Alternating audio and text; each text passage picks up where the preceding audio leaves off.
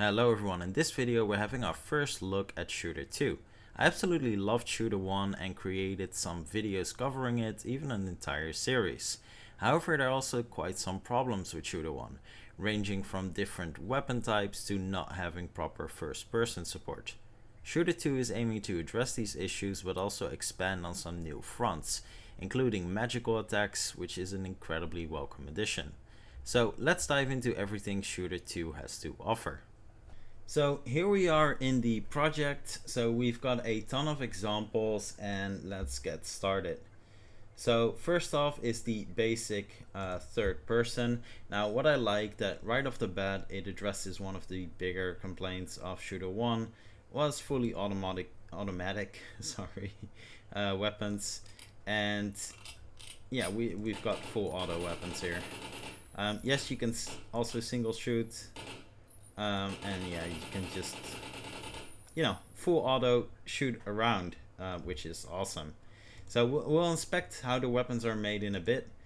I just want to get through some of these examples to show you what has changed and show you how it's different. So we had leaning, by the way, which didn't even show, but we'll show that now in first person. So yeah, we've got first person proper view as well. And what is really cool, I've only really seen that in PUBG, is you can swap scopes, which is, yeah, awesome. So yeah, it's proper first person this time around, so you can properly rotate around view. Yeah, it's a proper thing. But this whole swapping scopes, that's so awesome. I've only really seen that in PUBG. And don't mind my sensitivity, my mouse is just not set up for this stuff. So yeah, really cool stuff. I'm really happy, really happy to see proper first person being done. So yeah, really nice. Cool. Now with first person, I will address one thing, quite big actually, is that this is still a humanoid rig. Now I'm sure this can be done with generic stuff as well, but this is actually still a humanoid rig and it just uses the base arm meshes. So really good stuff.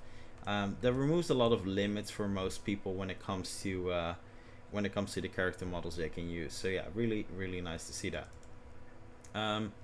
Obviously we've got top down as well. I'm pretty sure a lot of people will be using top down for their games. I see it quite a lot on the Game Creator Discord as being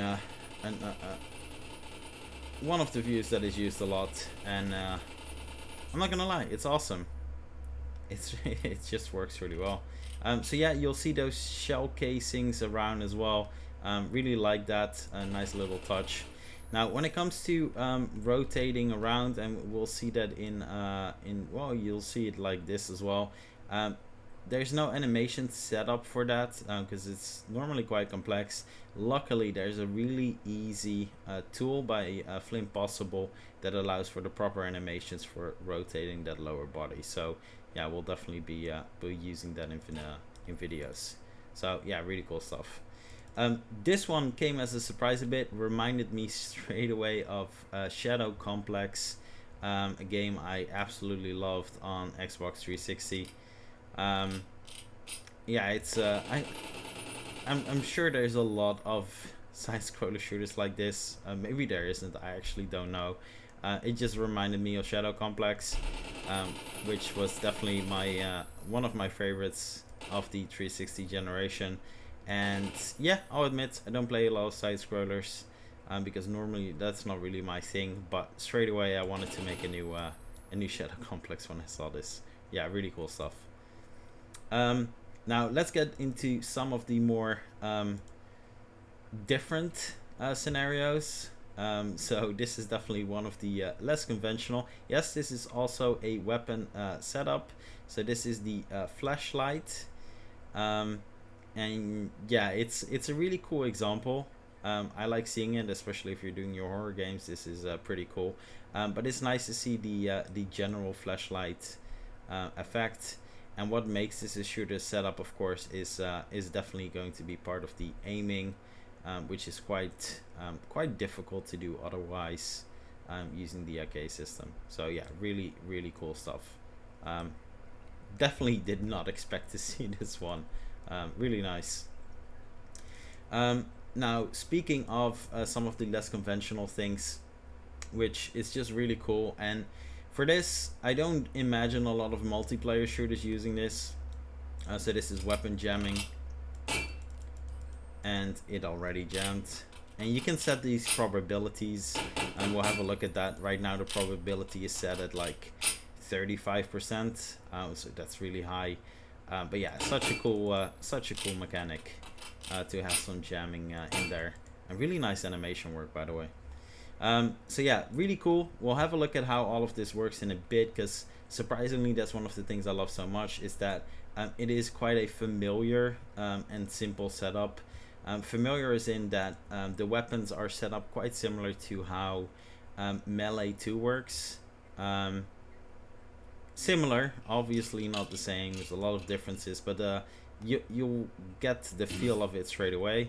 Now this is one of the other types of projectiles, which is well, actual projectiles instead of raycast, because most of this is raycast. I like that you can actually leave an arrow behind, by the way. Really nice stuff. Yeah, really cool. Really, really cool. Happy to see this, and yeah, we'll obviously be using this in my series. So then we have the minigun, and again, this is this example is showcasing some of the other things that are different. So this is using the charge mechanic.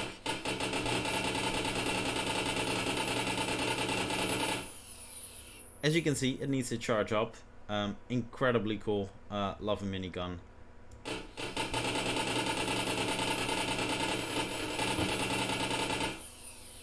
Yeah, that's just awesome. That's just incredibly cool. And in the same line, we've got a flamethrower as well. Now, I tried to set up a flamethrower myself. So even though technically Unity particles, and I'm not talking about the new particle system, I'm talking which is VFX Graph, talking about the older particle system. Technically, it does allow for collision data to be sent. Unfortunately, that is incredibly performance intensive, and this approach is actually using just a lot of small projectiles with the proper effects, and just look at it.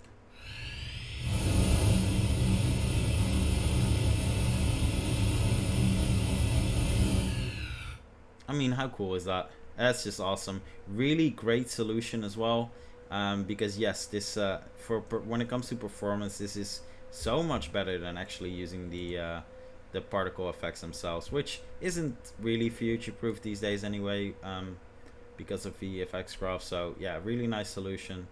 I really like it. Now we've got the grenade effect as well, which I mean, it's throwing a grenade. Game Creator 1 had that as well with Shooter 1.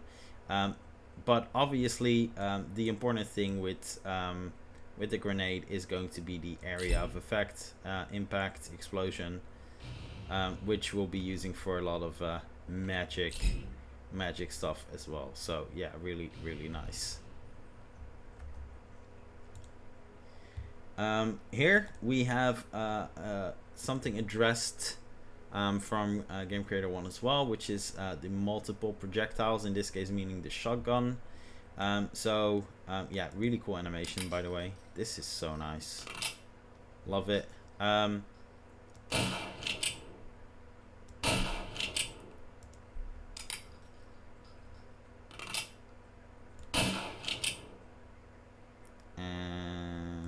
Go. Now when it comes to the impact it has, so if it's moving boxes, yes or no, that's all force. Again, going to have a look at that as well. Another thing really cool, so this is basically the active reload Gears of War has, which is really interesting, really cool. By the way, have a look at the scope as well, by the way.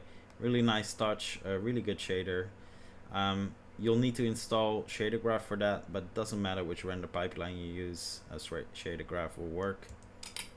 And then here we can do the active reload. Oh damn, I was slow there. Obviously, to make that interesting, you would make you know, the area quite a bit smaller. But yeah, really cool stuff.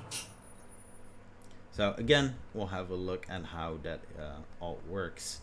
Then we've got partial reloading, which for a lot of weapons wouldn't actually make sense, except for, of course, one of the weapons we're going to see now. So if I just let it go, we'll fully reload it. 6 most likely, yeah. So we can, okay. And then if I reload again, I can actually interrupt that reloading and straight away go like that. Really cool. There's not a lot of weapons where this could be used for, except for, well, you know, weapons like these. Because obviously if you're just reloading with a magazine, this actually wouldn't make sense. But yeah, really cool. So if you want to make your own Red Dead, awesome mechanic. Shoot target. So this is for making your own Harry Potter game. But no, I'm joking. But it can be used for so much though. There we go. So it basically tracks, obviously, it tracks the object, but it also uses the curve to shoot at it, which which I really like. You could use this for lasers, tracking rocket launchers, loads of stuff actually. So it's not just for magical effects, but obviously something we'll be using a lot. Then shoot physics. So this is some of the more in-depth stuff. So you can actually have wind affect the way you're shooting, which is kind of insane actually. Love the level of detail. I think I've only seen something like this in PUBG, but again, I'm not going to pretend I play tons and tons of shooters. But yeah, basically increasing or decreasing the wind, and you'll see the effect it has on your on where the bullet is gonna go. Yeah, absolutely love that level of detail. A nice little zoom in as well. Most likely shade erased. But yeah, really cool stuff. Really love to see it. Yeah, love this. So there's a lot of attention to detail here. A lot of different things. Now, another one important thing, and I like the variety of choice here, is when it comes to UI elements. So obviously we've got the mag on the right, but on the left that's also a mag. Now if you're using laser weapons, for example, that actually makes a lot of sense. So, you know, you'll see your laser gun battery, whatever, depleting. Makes a lot of sense. Multiple reload options as well. So we've got the reloading text, but also the nice little UI element, circle draining down, and then on top we've got the actual bullets left, which is really cool. So yeah, a lot of ways to display your information here, and yeah, love to see it. Really nice. And then something else, and this actually has been asked, like when I covered Shooter 1, like how can we make turrets that just, you know, shoot and attack the player. So really cool to see it in there. I like that it's set to, you know, basically work like a game as well. So it will track but not keep tracking, because otherwise you'll just die. So yeah, really cool. Yeah, glad to see this in there. So let's have a look at how these weapons are set up. So we've got the weapons, so these are weapon files. Now if we have a look at the player, and maybe we should do a different scene for that. Let's have a look at basic third person, for example. So pick weapon. It will use the attach instruction we already have, and it uses handles. Now handles aren't new, but I don't think I've ever covered them. And basically it's a better way to, well, a different way to attach objects to your to the bones of the characters. In a way it's better. Yeah, in this sense it's better. So if you have a look here, so attach prefab. So we have the AK weapon, which is this prefab here, which contains the weapon, also contains some of the other triggers, so firing and reloading. So nice to actually see that on the weapon itself, to be fair, but just so you know where to look. Then this will then attach it to this this handle, and this is the actual shooter object. Now, if you remember how Game Creator 1 Shooter worked, or if you ever used it, basically most of the settings were all done through the ammo file, and then half of the settings were done through the weapon file. It was a bit confusing. This time around, that's no longer the case. So the ammo file is actually pretty basic, which I'm happy with. I'm happy that it went this way. It just makes a lot more sense to me. So if we have a look here at the weapon, so we've got our locomotion state. We've got enter weapon mode. So this is actually looking at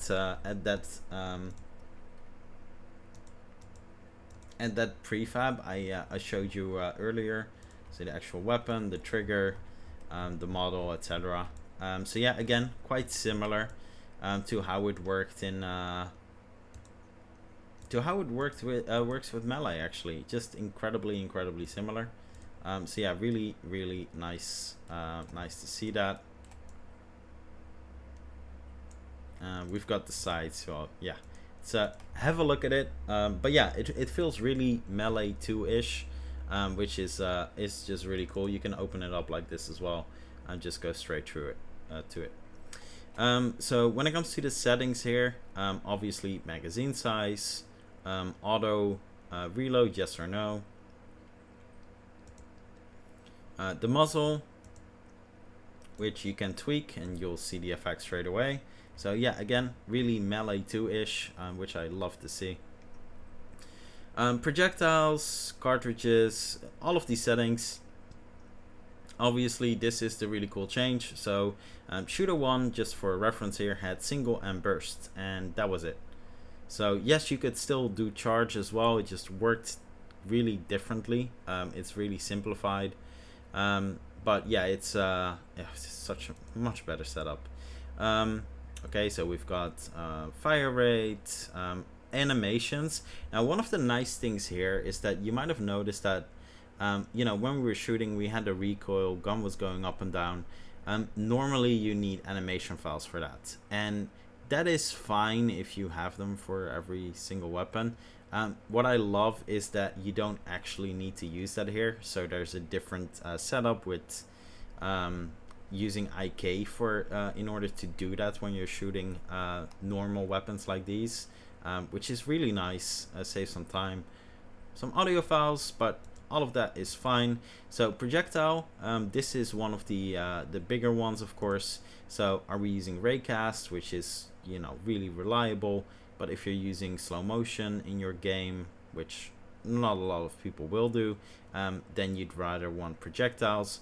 But if you're using bow and arrow as well, you want projectiles as well. I think kinematic projectile is the one used in these examples, but you can have it all rigid body based, tracer.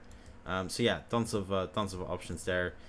Setting your layers, quite important as well. And then we've got the impacts. Accuracy. Now, obviously, really nice. All of these can be variables. So that makes it quite easy in order to upgrade a weapon, for example. So adding attachments will then decrease the spread, improve the accuracy, lower recoil, things like that. Can all be done because now we can use variables for literally everything. So yeah, really nice actually. Recoil, again, I explained how that worked with the recoil system, which is IK based. Really nice. And again, that makes it much easier to make it all variable based as well. So yeah, good stuff. The shells, well, we saw all of the shells popping out. Again, nice little detail. Won't cost too much on performance. As you can see, we have pooling anyway. Yeah, just really cool. really nice touch. The jamming system, so if we have a look at the pistol, for example, the pistol had a jamming had the jamming system, and don't know if that's going to zoom me out too much here.